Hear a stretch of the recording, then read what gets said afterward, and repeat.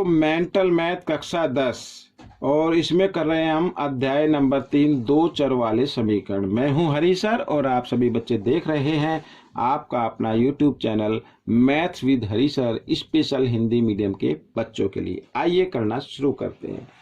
तो बच्चों प्रश्न नंबर 41 क्या कहता है, देखिए ये रहा आपके सामने, बहुत ही आसान है और कर लेते हैं। दो संख्याओं का योग 35 है, उनका अंतर 13 है, संख्याएं का मान बताना, संख्याएं कौन कौन सी है। तो आप देखो थोड़ा छोटे तरीके से बताऊंगा, शॉर्ट में बताऊंगा। मानो दो संख्याएं, माना पहली संख्या तो x हो गई, दूसरी हो गई y, इनका योग हो गया 35 इस तरीके से। तो आप इसको डिटेल से लिखना चाहे तो लिख सकते हैं, इकाइयां पहली संख्या x और दूसरी संख्या y, इस तरीके से लिख सकते हैं। आइए आगे करते हैं। अब लिखा है उनका अंतर 13 है, तो इन दोनों संख्याओं का अंतर यानी ये अंतर हो गया, कितना आ गया 13 आ गया। अब इसको कर लीजिए, घटा लीजिए, ये तो जमा घटा, ये तो घट गए। 1x और 1x कितना होता है 2x होता है बराबर, ठीक है। और इधर 5 और 3 8, 3 और 1 4, ठीक है। x का मान निकल कर आ गया 48/2, 2 से इसको भाग दिया तो कितना आ गया 24 आ गया। तो x का मान कितना आ गया 24 आ गया, यानी पहली संख्या 24 है, ठीक है। दूसरी संख्या कितनी होगी, तो इस पहले समीकरण में ये जो पहला समीकरण है x की जगह x का मान रख दीजिए, तो लिखा है x जमा y, तो लिखेंगे हम 24 जमा y बराबर 35। तो y का मान निकाल लीजिए 35, 24 को ले आओ इधर सीधे हाथ की तरफ, इधर आकर ये घटा का हो जाएगा। और 24 जब हम घटाएंगे 35 में से तो कितना आ जाएगा बच्चों 11 आ जाएगा। यानी पहली संख्या आपकी है 24 और दूसरी संख्या क्या है 11। ये आपका उत्तर आ गया, ठीक है।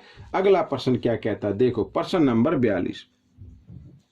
यदि एक संख्या दूसरी की दुगुनी है, मान लो ये पहली संख्या x है, दूसरी कितनी हो जाएगी 2y हो जाएगी, या ये पहली मान लो, ये दूसरी मान लो, एक ही बात है।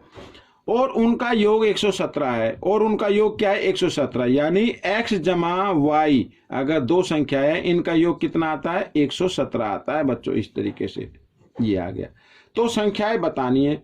अब आपको क्या करना है, x की जगह x का मान लिखना है, बस हो गया आपका। तो x की जगह x का मान रख दीजिए, ये पहला समीकरण हो गया, ये दूसरा हो गया। अब आप चाहे तो लिख सकते हैं समीकरण 1 से, इस तरीके से समीकरण 1 से, ठीक है। x की जगह x का मान 2y, ये जमा y बराबर 117, 2y और 1y 3y बराबर 117, 3 से काट देते, 3 3 9 और 3 9 27। तो y का मान आ गया बच्चों कितना 39, ठीक है। y का मान कितना आ गया 39 आ गया। अब x का मान क्या होगा, x बराबर 2, y की जगह y का मान रख दीजिए 39, तो x का मान आ गया 39 दूनी 78। तो यानी एक संख्या तो 39 है, दूसरी क्या है 78 है, ये आपका उत्तर बन गया। आइए करते हैं प्रश्न नंबर 43। प्रश्न नंबर 43 क्या कहता है, देखो यदि दो संख्याओं का योग 20 है और उनका गुणनफल 19 है तो उनका अंतर बताइए। बिल्कुल आसान है बच्चों, आपको गुणनफल दिया हुआ है ना, इस गुणनफल के आप क्या कर लीजिए गुणनखंड कर लीजिए। अब ये तो 19 से ही होगा ना, 19 एकम 19, ये आ गया 1 एकम 1, तो वो संख्या क्या हो जाएगी 19 और 1 क्या हो जाएंगी, दो संख्याओं का योग 20 है ना, तो ये आ गया ना। पहली संख्या क्या हो गई, पहली संख्या हो गई 19 और दूसरी संख्या हो गई बच्चों 1। तो ये आपका पहली संख्या आ गई, दूसरी संख्या आ गई। अब क्या करना है, देखो उनका अंतर बताना है। क्या बताना है, अंतर बताना है। तो यहां पर लिख लेता हूं संख्याओं का अंतर,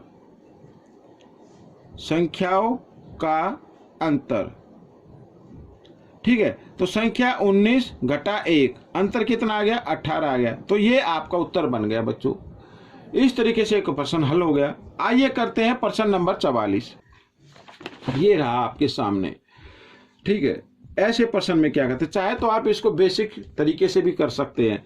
दो संख्याओं का योग 20 है, इसको छोड़ दीजिए, गुणनफल कितना है 75। आप 75 के गुणनखंड कर लीजिए, आप गुणनफल दिया ना गुणनखंड कर लीजिए 3 से, 3 दूनी 6, 3 पंजे 15, अब 5 से 5 पंजे 25, 5 एकम 5। अब इसके दो ग्रुप ऐसे बनाने कि 20 बन जाए बस। अब देखो 5 तिया 15, और दूसरा है 5, तो संख्या आपकी आ गई 15 और 5 आ गई। इनको गुणा करें तो 75 और इन्हीं को जमा करें तो 20 आ जाएगा। तो लिख दीजिए पहली संख्या, पहली संख्या, हाँ ये पहली संख्या लिख दीजिए 15, दूसरी संख्या 5, आगे क्या कहा है तो उनके व्युत्क्रमों का योग बताओ। अब 15 का व्युत्क्रम क्या होगा, 1/15 हो जाएगा, यानी 15 का उल्टा हो जाएगा। 15 के नीचे 1 मान लीजिए, 5 के नीचे 1 मान लीजिए, योगफल बताना है। और दूसरी संख्या का व्युत्क्रम क्या होगा, 1/5। 15 और 5 का लघुत्तम लेंगे, आएगा 15, ठीक है, क्योंकि लघुत्तम और हर एक जैसा है तो अंश योग में लिखना है। जमा 15 को 5 से भाग कीजिए, 5 का पहाड़ा 3 पे जाएगा, 3 को 1 से गुणा कीजिए, 3 एकम 3, 3 और 1 4, 4/15, ये आपका उत्तर आ गया। बहुत ही आसान है। आइए करते हैं प्रश्न नंबर 45। तो प्रश्न नंबर 45 क्या कहता है, देखो बहुत ही आसान है ये भी। एक भिन्न के अंश तथा हर का योगफल 12 है, ठीक है। मान लो भिन्न का अंश तो x है, ये अंश हो गया, ठीक है, अंश बराबर x और y हर बराबर y, तो इनका योगफल कितना है, 12 है। तो अगर इन दोनों को हम जमा कर दे तो कितना आता है, 12 आता है। आगे क्या, यदि हर में, अच्छा भिन्न कैसे बनेगी, भिन्न तो बना लेते हैं ना, भिन्न, ये अंश आ गया ऊपर और हर आ गया नीचे, इस तरीके से। अब देखो यदि हर में 3 की वृद्धि की जाए, 3 बढ़ा दिया तो भिन्न क्या बन जाती है, 1/2 बन जाती है, ठीक है। क्रॉस में गुणा कर दीजिए, 2 को x के साथ कर दीजिए, 2x और 1 को y जमा 3 के साथ करेंगे तो y जमा 3 ही आएगा, ठीक है। इस तरीके से 2x y को ले आओ आप इधर, ठीक है, बाएं तरफ ले आओ तो घटा y हो जाएगा बराबर 3। अब ये हमारा आ गया समीकरण 2। समीकरण 1 तो ये था, ठीक है। अब 1 को इधर लिख लीजिए, x जमा y बराबर 12 और 1 को लिख लीजिए 2x घटा y बराबर 3। अब बच्चों इनको घटा देते हैं y वाले को, क्योंकि जमा घटा घटा होते हैं, और 2x और 1x 3x बराबर 12 और 3 15, ठीक है। x का मान निकाल लीजिए, तो 3 एकम 3, 3 पंजे 15, तो x का मान कितना आ गया, 5 आ गया। अब इस x के मान को आप समीकरण 1 में रखो या समीकरण 2 में रखो तो आपका y का मान आ जाएगा। आइए समीकरण 1 में रख लेते हैं। तो x जमा y लिखा ना, तो x की जगह x का मान लिखना है, जमा y बराबर 12। ये समीकरण 1 मैंने इधर लिख लिया, ठीक है। अब 5 इधर जमा में, इक्वल के साइन से इधर लेके आएंगे तो घटा में हो जाएगा, तो 12 में से 5 घटा देंगे तो आ जाएगा 7। यानी कि हमारा जो अंश आया है वो अंश तो आया 5 और हर आया 7। तो बच्चों ये आपका उत्तर बन गया 5/7, ठीक है। तो ये वीडियो कंप्लीट हो गई है। आपको कैसी लगी जरूर बताएं, इसमें से सीखकर दूसरे बच्चों को जरूर सिखाना है। अब मिलेंगे अगले भाग में, तब तक के लिए धन्यवाद।